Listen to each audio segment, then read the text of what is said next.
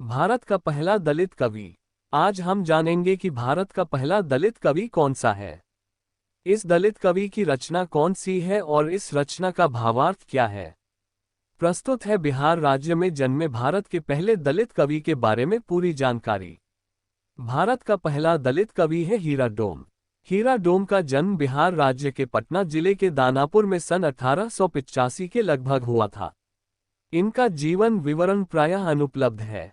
Doctor Mata Prasad ने इन्हें वाराणसी का निवासी बताया है, परंतु डॉक्टर रामविलास शर्मा से लेकर रमणिका गुप्ता तक इन्हें पटना का निवासी ही मानते हैं। इनकी लिखी हुई एकमात्र कविता अछूत की शिकायत उपलब्ध है। ये कविता महावीर प्रसाद द्विवेदी द्वारा संपादित सरस्वती पत्रिका में प्रकाशित हुई थी। कवि समीक्षक मदन कश्यप के अनुसार हालांकि सरस्वती में प्रकाशित होना ही इस बात का सबूत है कि इस कविता को उस समय भी महत्व दिया गया था।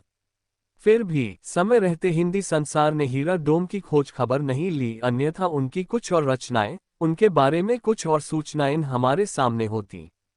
हीरा डोम तथा उनकी कविता अछूत की शिकायत को प्रकाशन के लंबे समय बाद व्यापक हिंदी संसार में चर्चित करने का श्रेय डॉक्टर रामविलास शर्मा को है। 1977 में प्रकाशित अपनी पुस्तक महावीर प्रसाद द्विवेदी और हिंदी नवजागरण में डॉक्टर रामविलास शर्मा ने इस कविता को उद्धृत किया। उसके बाद ही इसकी ओर लोगों का ध्यान गया। डॉक्टर शर्मा ने इस कविता का परिचय देते हुए लिखा था कि सितंबर 1914 की सरस्वती में पटना के हीरा डोम की कविता अछूत की शिकायत प्रकाशित हुई।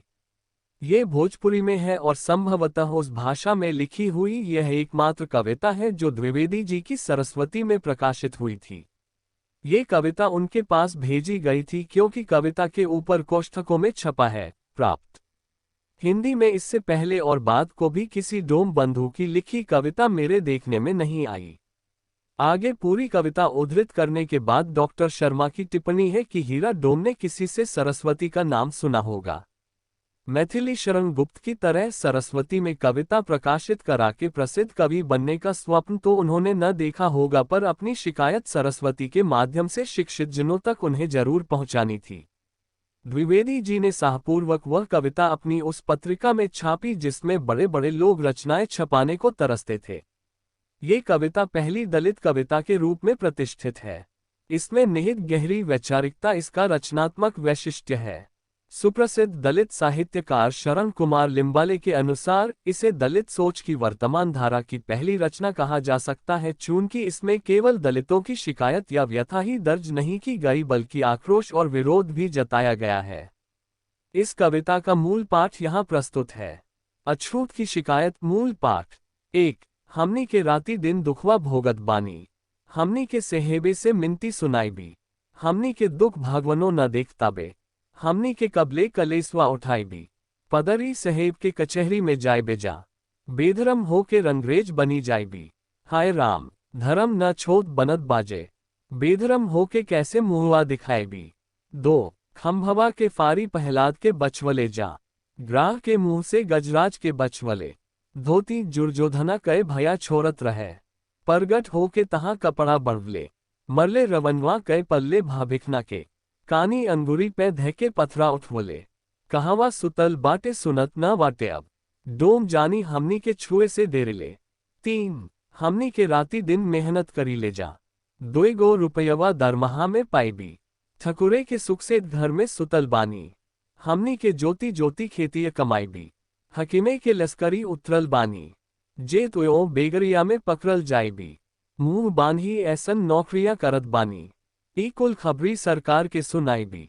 4। बभने के लेखे हम भिखिया न मांग वजा, ठकुरे के लेखे नहीं लुरी चलाई भी, सहुआ के लेखे नहीं डाड़ी हम माँ बजा, अहिरा के लेखे नहीं गैया चोराई भी, भंटू के लेखे न कबित हम जोर बजा, पगड़ी न बांधी के कचहरी में जाई भी, अपने पसिनवा कई पैसा कमाए बजा, घर भर मिली जुली बाटी चोंटी खाई भी।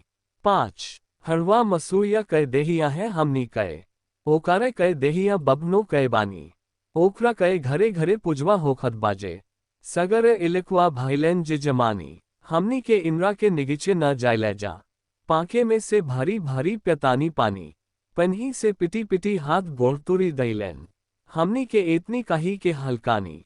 कविता का भावार्थ। अछूत की शिकायत कविता मूलतः भोजपुरी में है। कविता का मर्म अच्छी तरह समझ में आ सके इसलिए यहाँ इसका हिंदी अनुवाद भी अवलोकनीय है। हम लोग रात दिन दुख भोग रहे हैं। हम लोग साहेब भगवान, वैसे साहेब का तात्पर्य अंग्रेज सरकार भी हो सकता है, से अपनी विनती सुनाएंगे।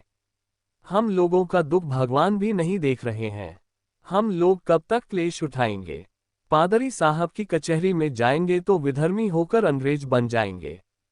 हे राम, धर्म छोड़ते हुए नहीं बनता है, विधर्मी होकर कैसे मुंह दिखलाएंगे?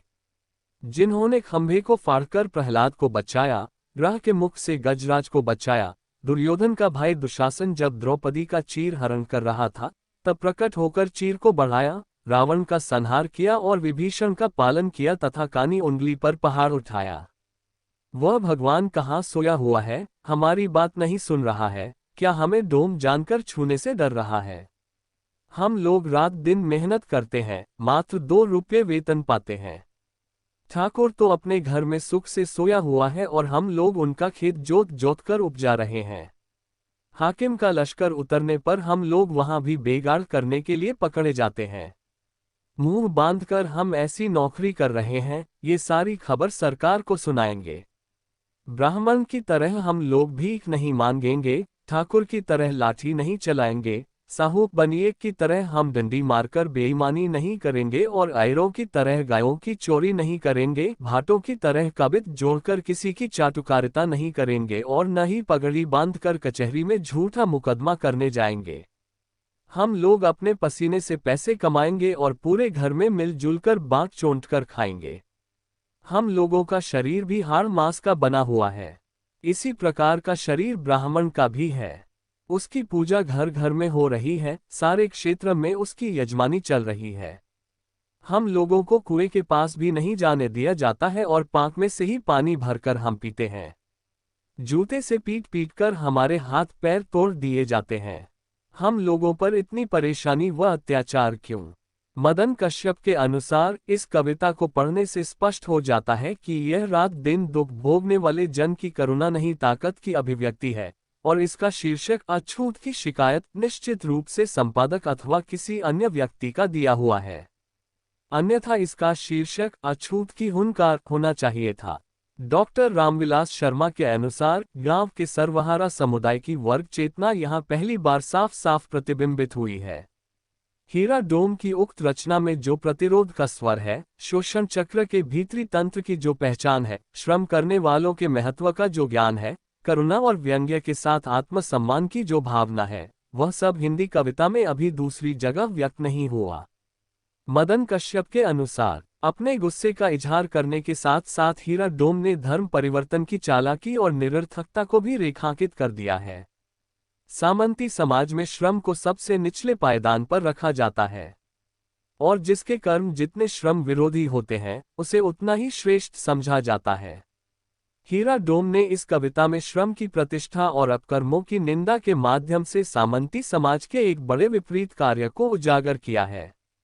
इसकी दूसरी बड़ी विशेषता यह है कि यह कविता बिना किसी बौद्धिक विमर्श के सिर्फ अपने सहज अनुभव के आधार पर यह स्थापित करने में सफल होती है कि ईश्वर एक वर्गीय अवधारणा है।